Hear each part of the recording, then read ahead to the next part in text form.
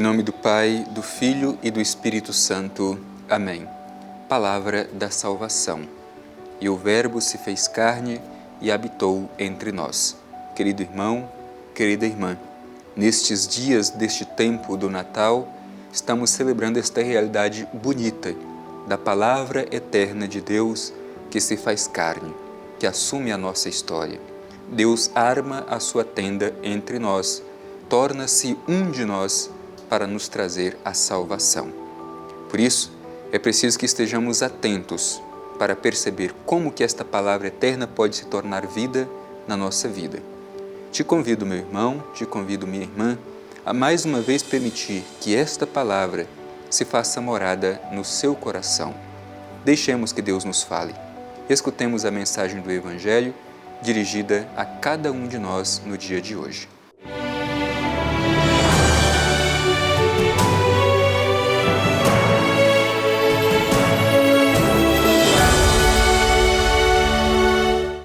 Proclamação do Evangelho de Jesus Cristo segundo João. Glória a vós, Senhor. No dia seguinte, João se achava lá de novo, com 2 de seus discípulos. Ao ver Jesus que passava, disse: Eis o Cordeiro de Deus. Os 2 discípulos ouviram-no falar e seguiram Jesus. Jesus voltou-se e, vendo que eles o seguiam, disse-lhes: Que procurais? Disseram-lhe: Rabi, que traduzido significa mestre, onde moras? Disse-lhes: Vinde e vede. Então eles foram e viram onde morava e permaneceram com ele aquele dia. Era a hora 10ª aproximadamente. André, o irmão de Simão Pedro, era um dos 2 que ouviram as palavras de João e seguiram Jesus. Encontra primeiramente seu próprio irmão, Simão, e lhe diz: Encontramos o Messias, que quer dizer Cristo. Ele o conduziu a Jesus. Fitando-o, disse-lhe Jesus: Tu és Simão, filho de João. Chamar-te-ás Cefas, que quer dizer pedra. Palavra da salvação. Glória a vós, Senhor.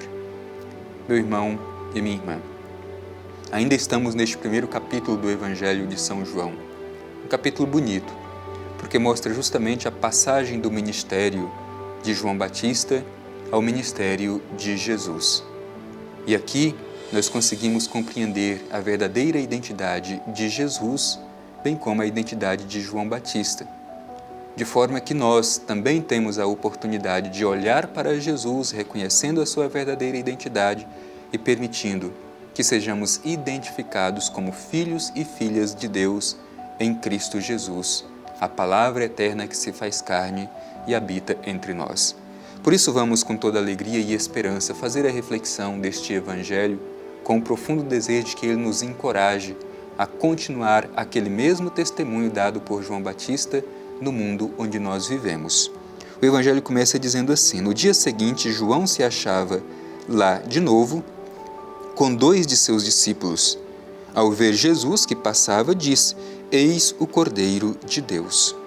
João já havia testemunhado Jesus com suas palavras, mas agora ele apresenta Jesus pessoalmente aos seus discípulos.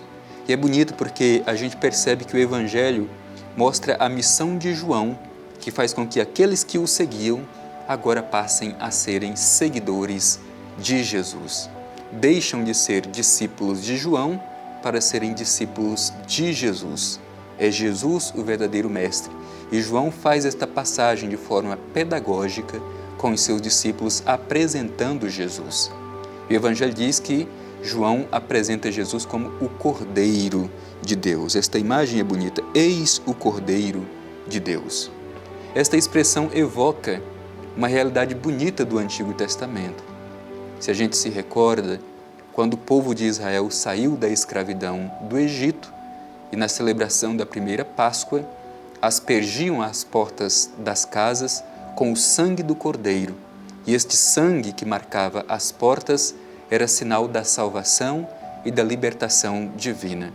Por isso, quando João apresenta Jesus como o Cordeiro de Deus, É como que os cristãos atualizando, dizendo que agora é Cristo, o novo Cordeiro imolado, e é o seu sangue, o verdadeiro sinal de libertação e salvação. Assim como lá na saída do Egito para a terra prometida, o Cordeiro imolado era sinal desta libertação, da salvação, da escravidão para a libertação, agora para os cristãos é Jesus, o verdadeiro libertador. É o seu sangue, o verdadeiro sinal de salvação. Portanto, importante esta imagem utilizada por João Batista ao apresentar Jesus. Eis o Cordeiro de Deus. Agora o Cordeiro de Deus não é mais um animal, mas é o próprio Filho de Deus que se oferece, que é imolado para a nossa salvação. Em seguida diz o Evangelho, os 2 discípulos ouviram-no falar e seguiram Jesus. O testemunho de João é tão convincente e verdadeiro que faz com que as pessoas comecem a seguir Jesus. Ouviram e seguiram Jesus. Aliás, são 2 dimensões importantes para a nossa reflexão também. Saber ouvir.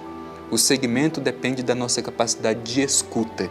A fé entra pelos ouvidos. Por isso, sejamos mais atentos para escutar sempre a voz de Deus, porque somente desta forma podemos nos colocar no seguimento de Jesus, o Filho do Pai. E aí o Evangelho mostra a atitude de Jesus. Jesus voltou-se e, vendo que eles o seguiam, disse: que procurais? Jesus utiliza-se de uma pedagogia muito bonita. É Ele mesmo quem se dirige aos seus discípulos, vê os seus discípulos.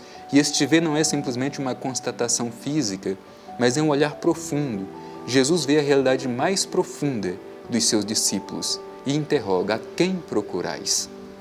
E diante dessa interrogação que Jesus faz a esses 2 discípulos, disseram-lhe também com uma pergunta: Rabi, isto é, mestre, onde moras?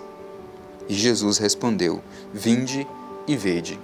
Poderíamos esperar que Jesus fosse responder de forma teórica onde é o endereço que ele mora. Mas aqui não se trata simplesmente de um lugar geográfico. Trata de fazer morada em Cristo, fazer morada no próprio Deus.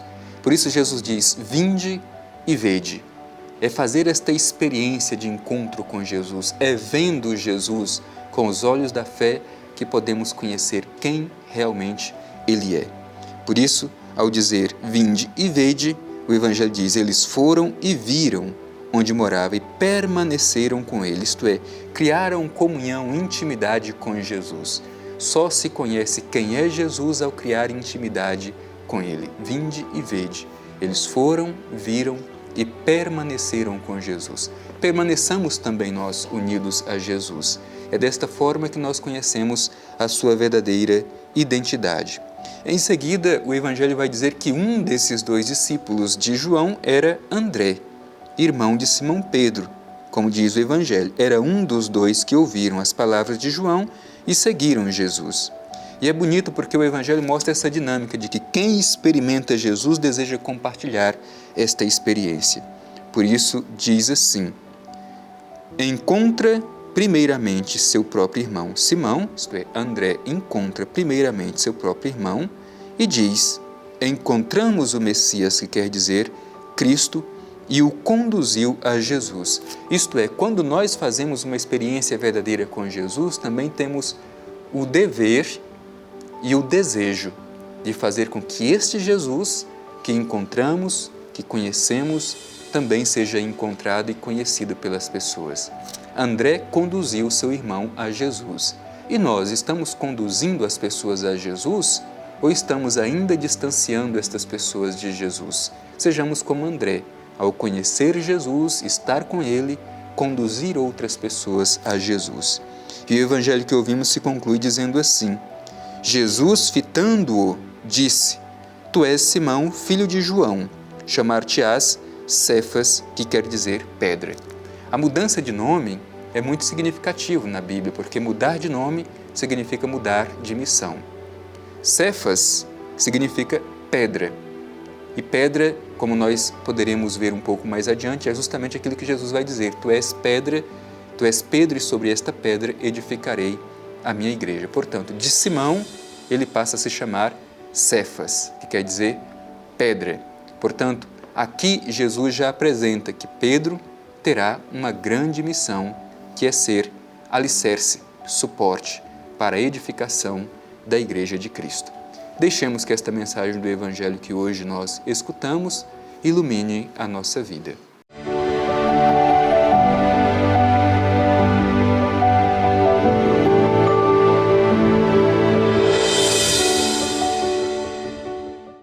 Mestre, onde moras? Vinde e vede. Eles foram, viram e permaneceram com Jesus. Diante da mensagem do Evangelho que hoje ouvimos, procuremos encontrar Jesus, ver Jesus, tocar Jesus, permanecer com Ele, fazer morada em Jesus. Desta forma, criar uma intimidade com Ele. É somente assim que poderemos conhecê-lo verdadeiramente.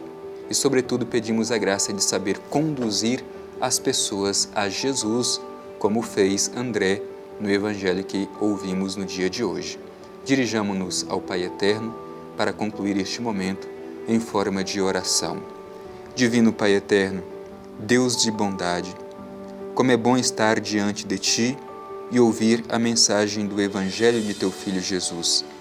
Te pedimos, Pai Eterno, a força do Espírito, para que saibamos testemunhar Teu Filho Jesus ao fazer esta experiência de encontro, permanecendo com Ele, tocando-o. Que sejamos, ó Pai Eterno, fiéis à missão que de Ti recebemos para testemunhar Teu Filho Jesus. Assim seja. Amém. O Senhor esteja convosco, Ele está no meio de nós. Abençoe-vos o Deus Todo-Poderoso, Pai, Filho e Espírito Santo. Amém.